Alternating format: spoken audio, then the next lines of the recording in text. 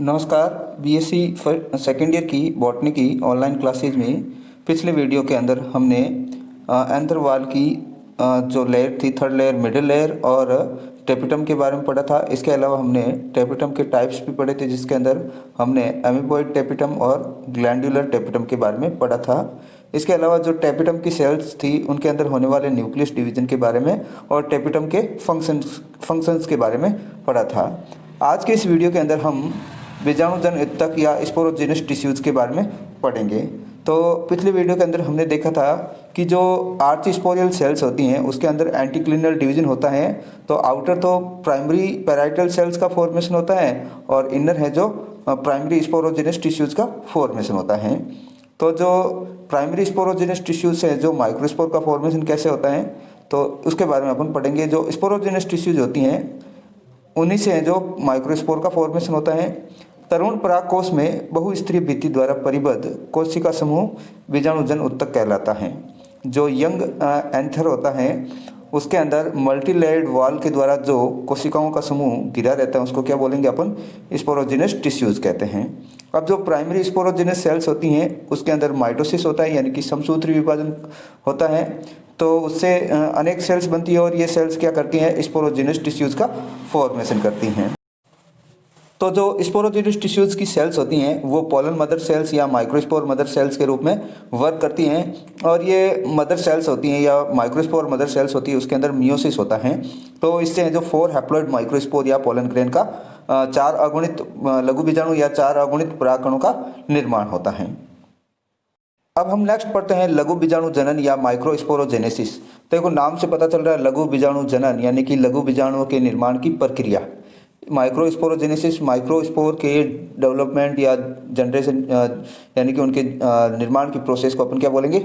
Microsporogenesis. तो बीजाणुजन ऊतक से लघु बीजाणुओं के निर्माण की प्रक्रिया को लघु बीजाणु जनन कहते हैं। इसमें क्या होता है कि जो माइक्रोस्पोर मदर सेल्स होती हैं उसके अंदर मियोसिस होता है और मियोसिस से हैप्लॉइड पोलन ग्रेन या हैप्लॉइड माइक्रोस्पोर का फॉर्मेशन होता है। तो माइक्रोस्पोर जो मदर सेल्स होती हैं उसमें मियोसिस है जो 2 चरणों में या 2 स्टेप में कंप्लीट होता है।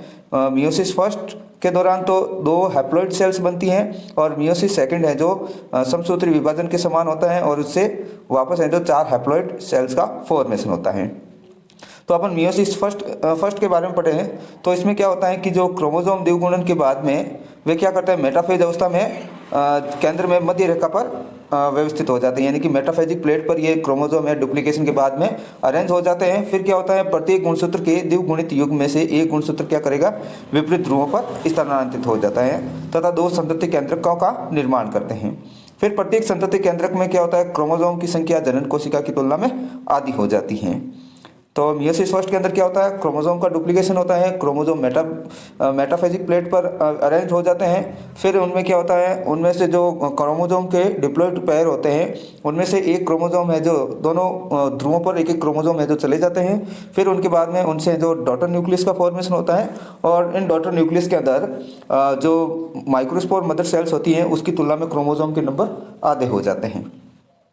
अब अपन नेक्स्ट पढ़ते हैं मियोसिस सेकंड। तो मियोसिस सेकंड है जो किसके सिमिलर होता है? माइटोसिस के सिमिलर या समसूत्री विभाजन के समान होता है।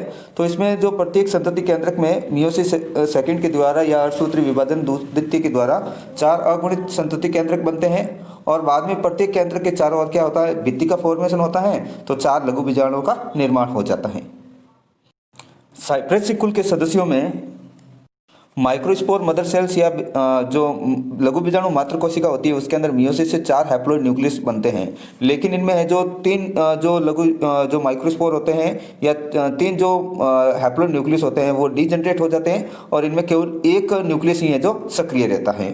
तो ये साइप्रेसी कुल की एक स्पेशलिटी है कि उसके अंदर 4 हैप्लॉइड न्यूक्लियस में से एक हैप्लॉइड न्यूक्लियस ही है जो एक्टिव रहता है, बाकी तीनों है जो डीजनरेट हो जाते हैं। आपके सामने स्क्रीन पर पोलन ग्रेन मदर या पोलन मदर सेल्स के द्वारा जो परागकण होते हैं या पोलन ग्रेन के डेवलपमेंट की स्टेजेस के डायग्राम दे रखे हैं। तो डायग्राम ए है जो पोलन मदर सेल्स या माइक्रोस्पोर मदर सेल्स होती हैं और इसके अंदर जब मियोसिस फर्स्ट होता है तो 2 डॉटर हैप्लॉइड न्यूक्लियस का फॉर्मेशन होता है। इनके अंदर क्रोमोसोम के नंबर हैं जो पोलन मदर सेल्स की तुलना में आधे होते हैं। फिर इन मियोसिस फर्स्ट के दौरान जो 2 हैप्लॉइड न्यूक्लियस बनते हैं उनमें वापस यानी कि 2 हैप्लॉइड सेल्स बनती है उनमें वापस है जो मियोसिस सेकंड होता है जो इक्वल किसके होता है, माइटोटिक डिवीजन के इक्वल होता है, तो उससे जो 4 हैप्लॉइड न्यूक्लियस का फॉर्मेशन होता है और इन हैप्लॉइड न्यूक्लियस के चारों तरफ है जो वॉल का फॉर्मेशन हो जाता है और ये क्या करते हैं, हैप्लॉइड पोलन ग्रेन का फॉर्मेशन करते हैं। तो डी, ई और एफ डायग्राम है जो पोलन ग्रेन की टेट्राड स्टेज को दर्शाते हैं। नेक्स्ट जो आपकी स्क्रीन पर जो डायग्राम दे रखा है वो साइप्रेसिकुल के अंदर पोलन ग्रेन के डेवलपमेंट का डायग्राम है। तो डायग्राम ए के अंदर है जो पोलन ग्रेन जो माइक्रोस्पोर मदर सेल्स होती हैं वो टीलोफेज स्टेज के अंदर 4 हैप्लॉइड न्यूक्लियस का फॉर्मेशन करती है, इनकी माइक्रोस्पोर न्यूक्लियस का फॉर्मेशन करती हैं। अब इनमें से जो बी डायग्राम के अंदर जो 3 माइक्रोस्पोर न्यूक्लियस हैं वो डीजनरेट हो जाते हैं और 1 माइक्रोस्पोर न्यूक्लियस ही है जो एक्टिव रहता है। फिर सी डायग्राम के अंदर तीनों जो माइक्रोस्पोर न्यूक्लियस वो डिजनरेट हो गए और जो एक्टिव माइक्रोस्पोर होता है उसके अंदर डिवीजन होता है और उसके डिवीजन के द्वारा 2 वेजिटेटिव न्यूक्लियस का फॉर्मेशन होता है, दो न्यूक्लियस का फॉर्मेशन होता है जिनमें से एक वेजिटेटिव न्यूक्लियस होता है और दूसरा है जो जनरेटिव न्यूक्लियस होता है, यानी कि इसके द्वारा है जो पोलन ग्रेन का फॉर्मेशन होता है। अब जो न्यूक्लियस फॉर्मेशन होने के बाद में उनके अंदर साइटोप्लाज्म का डिवीजन होता है, यानी कि कोशिका द्रव्य का विभाजन होता है। तो नेक्स्ट अपन पढ़ते हैं जो पोलन ग्रेन बनते हैं उस दौरान मियोसिस के बाद में साइटोकाइनेसिस होता है, यानी कि कैरियोकाइनेसिस के बाद में कौन सी प्रोसेस आएगी, साइटोकाइनेसिस या कोशिका द्रव्य विभाजन। तो इनमें विभाजन है जो 2 प्रकार से होता है, एक तो उत्तरोत्तर विभाजन और दूसरा होता है युगपत विभाजन। तो फर्स्ट जो उत्तरोत्तर विभाजन होता है वो इस प्रकार का विभाजन है जो मोनोकोट प्लांट के सदस्यों के अंदर पाया जाता है। आपके सामने स्क्रीन पर उत्तरोत्तर विभाजन का डायग्राम दे रखा है जिसमें डायग्राम ए है जो माइक्रोस्पोर मदर सेल्स को शो कर रहा है। इस माइक्रोस्पोर मदर सेल्स के अंदर मियोसिस होता है। तो इसमें क्या होता है, मियोसिस फर्स्ट के दौरान क्या होता है, क्रोमोसोम का डुप्लीकेशन होता है, क्रोमोसोम मेटाफेजिक प्लेट पर आकर अरेंज रहते हैं। फिर इनका क्या होता है, सेपरेशन होता है, यानी कि ये अलग अलग ध्रुवों पर चले जाते हैं और प्रत्येक ध्रुव पर एक एक न्यूक्लियस का फॉर्मेशन होता है। फिर इनके अंदर है जो वॉल का पार्टीशन होता है, यानी कि दोनों न्यूक्लियस के बीच में है जो भित्ति का निर्माण होता है। वो कब होता है, मियोसिस फर्स्ट के बाद में होता है। इनमें भित्ति का निर्माण है जो केंद्र से परिधि की ओर होता है, यानी कि सबसे पहले जो वॉल का फॉर्मेशन कहाँ पर होगा, इनके दोनों के सेंटर में होगा। फिर ये जो वॉल है जो धीरे धीरे केंद्र से परिधि की ओर बढ़ेगी तो दो अलग सेल्स का फॉर्मेशन हो जाएगा। ठीक है, यानी कि 2 सेल्स का समूह बन जाता है जिसको अपन द्विक स्टेज या द्विक डाइड स्टेज कहते हैं। फिर इस द्वक के अंदर वापस क्या होता है, मियोसिस सेकंड होता है। तो मियोसिस सेकंड के दौरान क्या होता है, प्रत्येक सेल से 2-2 सेल्स का फॉर्मेशन होता है और इन दोनों सेल्स के बीच में भी जो नई सेल्स बनी है इनके बीच में भी है जो भित्ति का फॉर्मेशन हो जाता है और इस तरह से 4 हैप्लॉइड सेल्स का फॉर्मेशन होती है और ये चारों हैप्लॉइड सेल्स हैं जो द्विपार्श्विक चतुष्क के रूप में अरेंज रहती हैं। और इस प्रकार का जो डिवीजन है वो मोनोकोट प्लांट्स के अंदर पाया जाता है। सेकंड जो डिवीजन का टाइप है जिसका नाम है युगपत विभाजन या सिमुल्टेनियस डिवीजन। तो इस प्रकार के विभाजन में मियोसिस फर्स्ट के बाद में भित्ति का निर्माण नहीं होता है, लेकिन उत्तरोत्तर विभाजन में क्या होता था, मियोसिस फर्स्ट के बाद में भित्ति का निर्माण होता था। इसमें क्या होता है, मियोसिस फर्स्ट के परिणाम स्वरूप द्विक न बनकर एक द्विक केंद्र की कोशिका या बाइन्यूक्लिएट सेल्स बनती हैं। क्या होगा, मियोसिस फर्स्ट के बाद में इनके अंदर भित्ति का निर्माण नहीं होगा तो एक ही सेल्स यानी कि 2 सेल्स एक ही कोशिका के अंदर 2 न्यूक्लियस प्रेजेंट होंगे। तो इस तरह से सेल्स हैं जो क्या कहलाएगी, बायोन्यूक्लिएट सेल्स कहलाती हैं।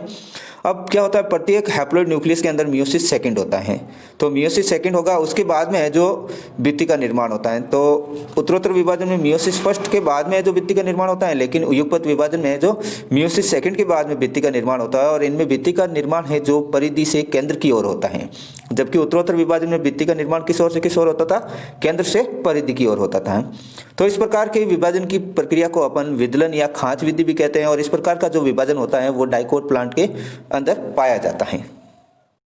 आपके सामने स्क्रीन पर लघु बीजाणु जनन कोशिका या माइक्रोस्पोर मदर सेल्स के कोशिका द्रव्य में होने वाले युगपत विभाजन के डायग्राम को दर्शाया गया है।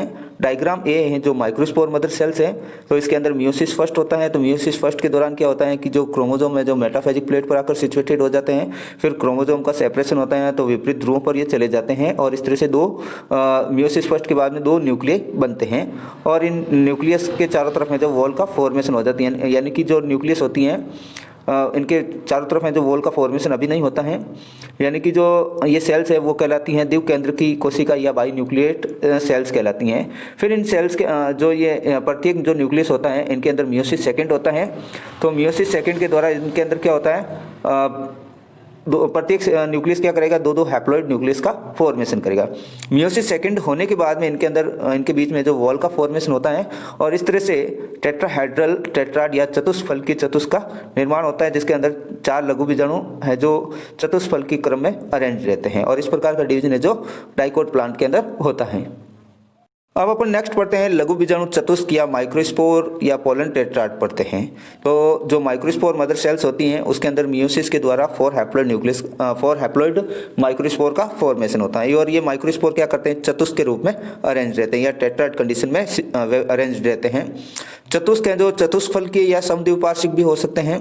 तो जनरली जो चतुष्क होता है वो सामान्यतः 5 प्रकार के होते हैं।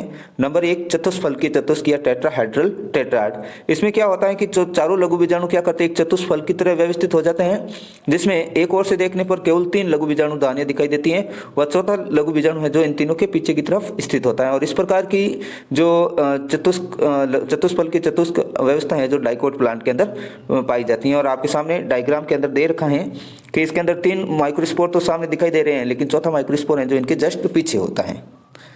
सेकंड जो दे रखा है जिसका नाम है समद्विपार्श्विक चतुष्क या आइसोबाइलेटरल टेट्राड। इसमें क्या होता है, चारों लघु बीजाणु एक ही तल में दिखाई देते हैं और इस प्रकार के जो लघु बीजाणु चतुष्क हैं वो मोनोकोट प्लांट के अंदर पाए जाते हैं।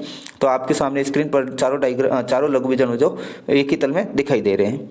तीसरा जो चतुष्क का टाइप है जिसका नाम है क्रोसित चतुष्क या डेक्यूसेट माइक्रोस्पोर टेट्राड। इसमें क्या होता है कि दो लघु बीजाणु एक दूसरे के समकोण बनाते हैं और जिससे ऊपर वाले युग्म के दोनों लघु बीजाणु एवं नीचे वाले युग्म का केवल एक लघु बीजाणु ही दिखाई देता है।